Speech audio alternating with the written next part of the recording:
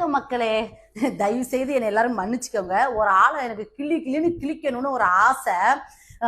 அந்த நாதேரி யாருன்னு கேட்டீங்கன்னா, அதுவும் மூத்த பத்திரிகையாளரா பகில்வான் ரெங்கநாதனா.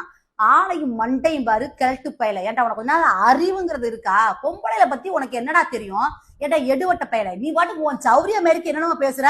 என் புருஷன் கால் தூசி பெறுவானடா. அவன் ஆதி ஒரு ஆளு மயிறு. அவனுக்கு எனக்கு கள்ள தொடர்பு. நீ பார்த்த, நீ வந்து விளக்கு பிடிச்ச என் வீட்டுல வந்து கண்டா. வேணும்னா வா, இதே ஜெம் டிவி வா, நாம் ரெண்டும் வாதம் பண்ணுவோம்.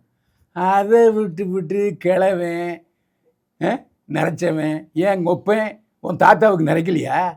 அவன்லாம் என்ன கருப்பு இதாக இருந்தால் நான் இவ்வளோ திடகாத்திரமாக இருக்கேன் 75 வயசில்.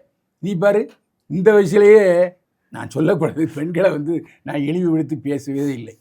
என்னுடைய நேயர்களுக்கு தெரியும், எந்த ஒரு ஹவுஸ் ஒய்ஃபையோ நல்ல பொண்ணையோ நான் சொன்னதே இல்லை. விளக்கு பிடிச்சாரான்னு கேட்குறேன். விளக்கு பிடிக்கிறது எதுக்கு? ப்ளூ ஃபிலிமுக்கு. அப்போ நீ ப்ளூ ஃபிலிம் நடிச்சியா? யார் விளக்கு பிடிச்சா? இப்படி பேசட்டுமா? இந்த பாரு, எனக்கு நல்லாவும் பேச தெரியும், இப்படி நாரடிச்சு கப்பாவும் பேச தெரியும். ஏங்கிட்ட மோதாத, நான் பரம்பரை பத்திரிக்கைக்காரன். நீ அங்கே தெரு கூத்து கலைஞராகி ஏதோ பாவமாக பிக் பாஸுக்கு வந்த, அதுக்கப்புறம் அந்த சீரியல் நடித்தேன். உனக்கு பத்திரிகையாளர் தயவு தேவை, ஓன் தயவு எனக்கு தேவையில்லைம்மா. நான் சொல்கிற அர்த்தம் புரியுது உனக்கு? இனிமேலாச்சும் வாயும் பொத்திக்கிட்டு கம்முன்னு இரு.